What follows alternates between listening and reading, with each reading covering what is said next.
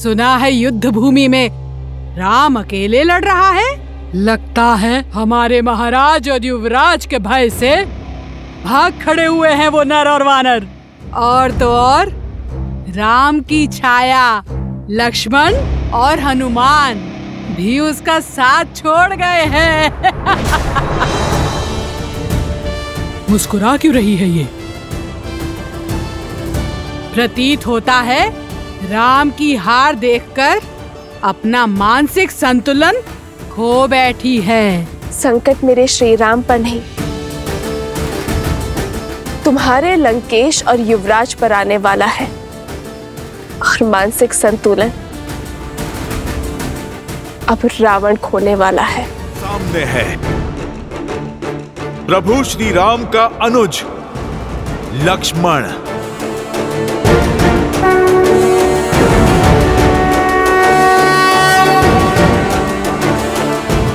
इंद्रजीत का अंत केवल आप ही कर सकते हैं और कोई नहीं। उठिए, उठिए लक्ष्मण जी। देखो अपने काल को। 14 वर्ष के वनवास में भैया लक्ष्मण एक पल भी नहीं सोए। भैया की ये तपस्या आज तुम्हारे वरदान पर भारी पड़ेगी। अब ये गुडाकेश ही तुम्हें सदा सदा के लिए सुलाएगा। उठो गुडाकेश, उठो। सौगंध तुम्हें माता सीता के अपमान की, सौगंध तुम्हें प्रभु श्री राम के नाम की।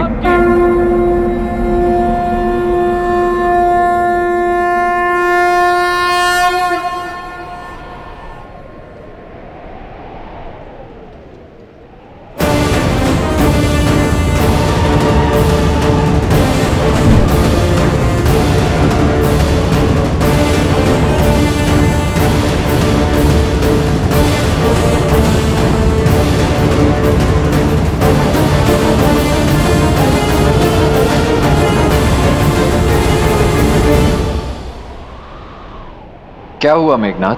अपने काल को देखकर भयभीत हो उठे। परंतु श्रीराम का यह अनुज आज भी अपनी मर्यादा नहीं लांघेगा। एक निहत्थे पर प्रहार नहीं करूंगा मैं। उठाओ अपना धनुष और चढ़ाओ बाण।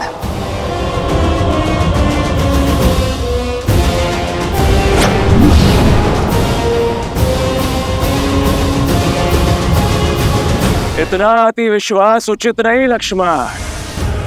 स्मरण करो मेरे नागपाश और शक्ति बाण ने तुम्हारी क्या दुर्दशा की थी। आज भी मेरे यमअस्त्र ने तुम्हारे प्राण तुमसे छीन ही लिए थे, किंतु अब मैं तुम पर वह अस्त्र चलाऊंगा जो तुम पर मृत्यु बनकर बरसेगा और सदा सदा के लिए तुम्हारा अंत कर देगा।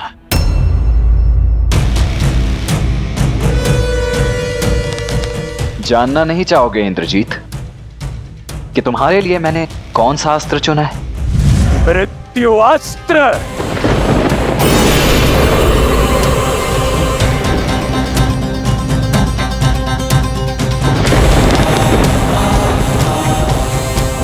जिन इंद्रदेव को परास्त करके तुमने इंद्रजीत होने का दंभ पाला है, उन्हीं इंद्रदेव के अस्त्र इंद्रास्त्र से होगा तुम्हारा संहार। इंद्रास्त्र।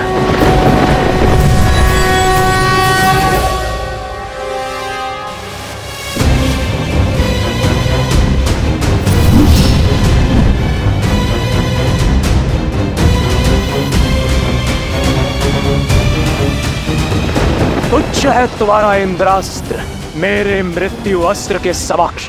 व्यक्ति बाण से नहीं, अपने पापों के परिणाम से अंत को प्राप्त होता है, परंतु तुम कहां समझोगे?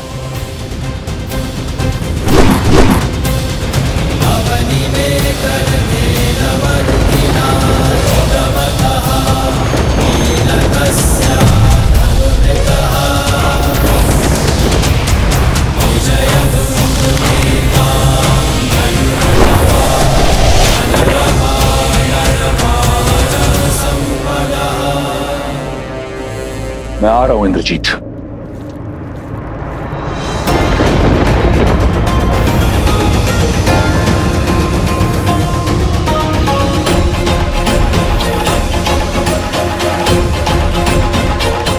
जब माया का दुरुपयोग किया जाए तो वो भी साथ छोड़ देती है। शक्ति अस्त्र का उपयोग अधर्म के लिए हुआ तो वो तुम्हारे ही जीवन के नाश का कारण बन जाएगा।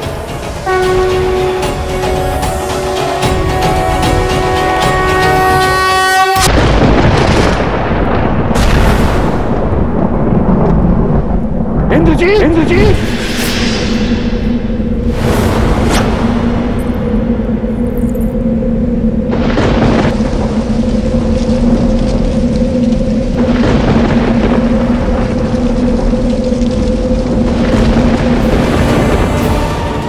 मेघनाद,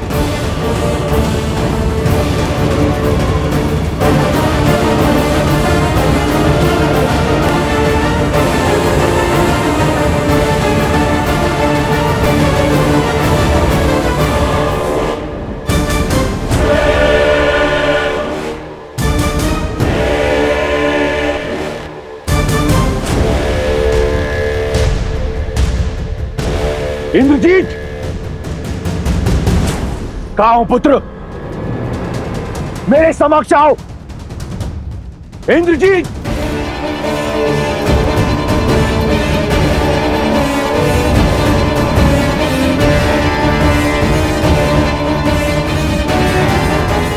इंद्रजीत! मेघनाद! मुझे पूर्ण विश्वास है कि तुमने इस संघार का प्रतिशोध लिया होगा। उन वानरों का शीश राम के चरणों में अर्पित किया होगा। अब मेरे समक्ष आओ। तुम्हें मेरे लिए राम को मारना है। अपने पिता की आज्ञा मानो मेघनाद। मेरे समक्ष आओ। इस दुष्ट की दुष्टता के लिए तो मृत्यु दंड भी कम है। माता सीता के माया स्वरूप अपमान के लिए इसके शरीर को तो चील कौओं को खिला देना चाहिए और अंग भंग करके पूरे वन में फैला देना चाहिए। अपमान से बड़ा इस संसार में और कोई दंड नहीं है। इंद्र से जीतने वाला योद्धा इंद्रास्त्र से हार गया। देवराज को बांधने वाला आज उन्हीं के अस्त्र से संसार सागर से मुक्त हो गया। इससे बड़ा ना ही कोई अपमान है और ना ही कोई दंड है। यह सत्य है कि जो युद्ध जीतता है वो इतिहास लिखता है, किंतु युद्ध में मर्यादा रखने वाला संसार में अमर हो जाता है। इतिहास लिखने के साथ साथ भविष्य के नियम, परंपरा और धर्म का आधार रचता है। इस युद्ध में हमने सदैव मर्यादा का आंचल थामे रखा। कठिन से कठिन और विपरीत परिस्थिति में भी हमने मर्यादा का साथ नहीं छोड़ा। तो युद्ध के इस अंतिम पड़ाव में हम मर्यादा का साथ कैसे छोड़ सकते हैं? जो लड़ा वो शत्रु था, किंतु युद्ध में जो मारा गया वो एक वीर योद्धा था। वीर गति प्राप्त की है इंद्रजीत ने, और जिसे शास्त्रों ने, नियति ने वीर गति दी है, उसकी गति भी सम्मानजनक ही होनी चाहिए। एक योद्धा युद्ध भूमि के चाहे जिस भी छोर पर खड़ा हो, जीता हो चाहे हारा हो, उसकी अंतिम विदाई एक वीर योद्धा की भांति सम्मानजनक होनी चाहिए। क्योंकि समस्त योद्धाओं की भांति मेघनाद भी किसी का पिता है, किसी का पुत्र है, किसी का पति। हमें मेघनाद के पार्थिव शरीर को, उसके परिवार को सम्मान पूर्वक सौंपना चाहिए। यही मर्यादा है धर्म युद्ध की। यही है मर्यादा पुरुषोत्तम प्रभु श्री राम की। जय श्री राम, जय श्री राम, श्री राम, श्री राम, श्री राम, श्री राम। मेघनाद ने भले ही धर्म ना निभाया हो, किंतु अंतिम श्वास तक पुत्र धर्म अवश्य निभाया है। इसके अंतिम संस्कार का अधिकार लंकेश को अवश्य मिलना चाहिए। हनुमान, मेघनाद का पार्थिव शरीर लंका के द्वार तक सम्मानजनक छोड़ दो। कहाँ है मेघनाद? कहाँ है वो? वचन दिया था ना आपने मुझे कि उसे सुरक्षित लेकर आएंगे। कहाँ है वो? कहाँ है मेघनाद? कहाँ है मेरा मेघनाद? कहाँ है वो लंकेश? आपके मौन से मेरा मन घबरा रहा है। आपकी ये रिक्त आंखें किसी अनिष्ट का आभास दे रही है मुझे। उत्तर क्यों नहीं देते आप मुझे? कहाँ है मेरा मेघनाद? कहाँ है आपका युवराज, आपका इंद्रजीत? युवराज इंद्रजीत?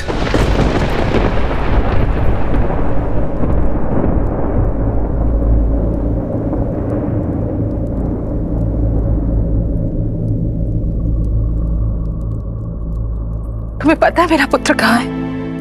बताओ शुक, उत्तर दो शुक। महारानी, वो इंद्रजीत। शुक, महाराज, युवराज, वो लंका के द्वार पर।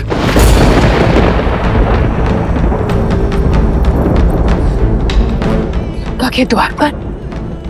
द्वार पर क्या? भीतर क्यों नहीं आया वो? शुक, मुझे उत्तर दो। मेरा पुत्र ठीक तो है ना? क्षमा प्रार्थी हूं महारानी, परंतु युवराज वीर गति को प्राप्त हो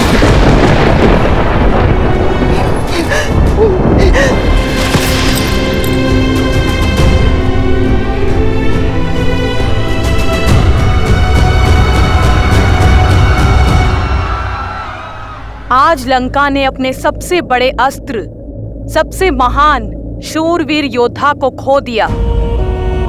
कई राक्षस सेनापति, यहाँ तक कि कुंभकर्ण का वीर पुत्र कुंभ निकुंभ भी मृत्यु को प्राप्त हो चुका है और लंकेश के पुत्र युवराज मेघनाद भी वीर गति को प्राप्त हुए हैं।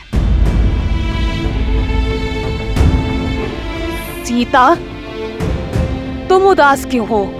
दुख का क्षण तो हमारे लिए है, तुम्हें तो आनंदित होना चाहिए। राम के शत्रु, उन्हें क्षति पहुंचाने वाले मृत्यु को प्राप्त हो चुके हैं। युद्ध में केवल योद्धा नहीं मरते त्रिजटा, बहनों के भाई भी मरते हैं। सुहागन के पति भी इस संसार को छोड़ जाते हैं। वीर गति पाने वाले के माता पिता, संतान, परिवारजन सब छूट जाते हैं। रानी मंदोदरी कितनी पीड़ा में होगी, कितनी चेष्टा की उन्होंने इस विनाश को रोकने की। असुर कुल को धर्म के मार्ग पर अग्रसर करने की उनका ये प्रयास आज विफल हो गया। उनका दुख मुझे भीतर तक कचोट रहा है त्रिजटा।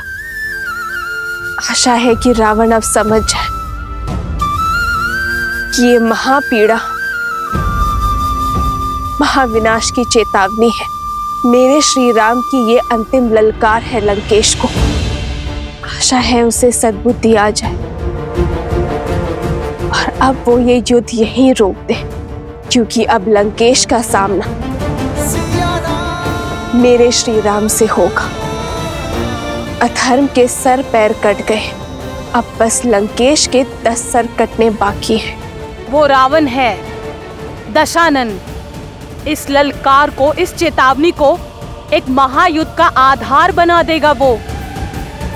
कदाचित अभी तक एक आशा शेष थी, परंतु इंद्रजीत के अंत के पश्चात केवल महाविनाश होगा लंकेश की दृष्टि में। रावण अब भी ना माना, उसका अंत निश्चित है।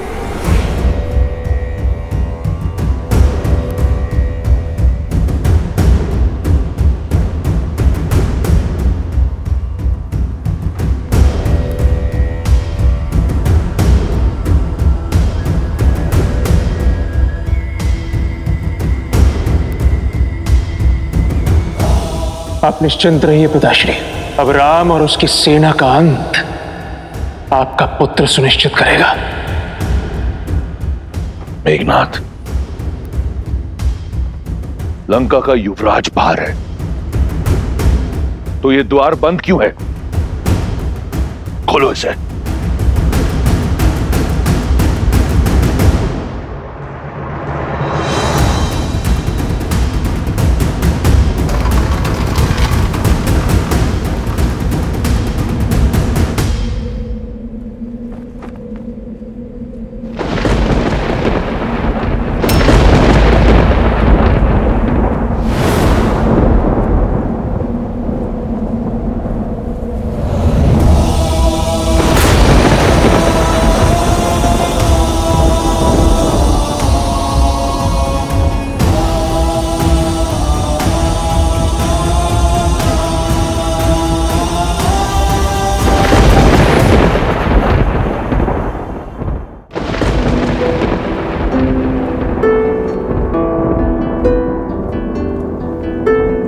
मेघनाथ, पिताश्री,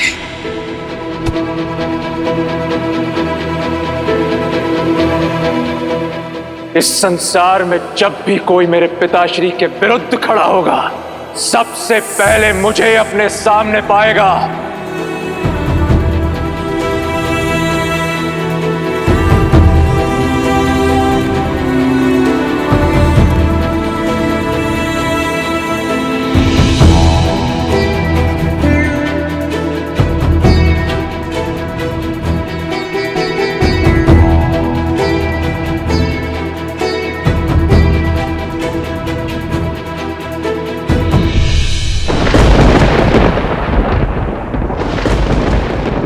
से अर्जुन, मेघों के नाथ सा मेरा मेघनाथ, ये तुम्हारा स्थान नहीं है।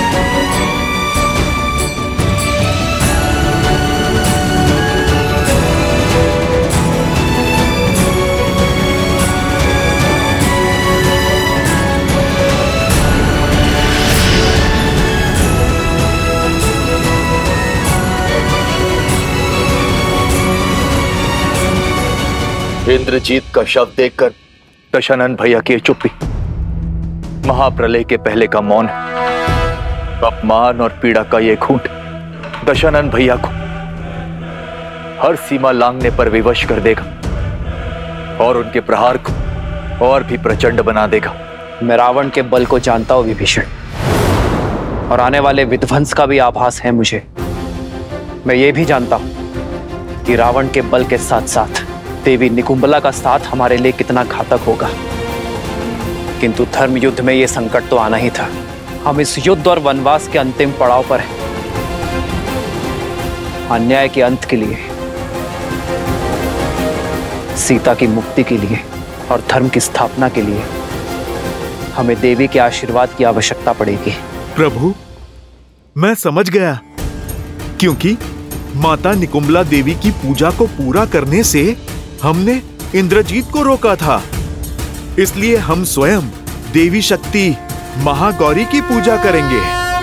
हाँ हनुमान, किंतु हमारे पास समय कम है और दायित्व विशाल। इसीलिए हमें महर्षि अगस्त्य का मार्गदर्शन लेना होगा। देवी का आशीष पाकर हमारी सेना यह युद्ध जीत पाएगी। उनका आशीष पाकर ही रावण का अंत कर पाएंगे हम।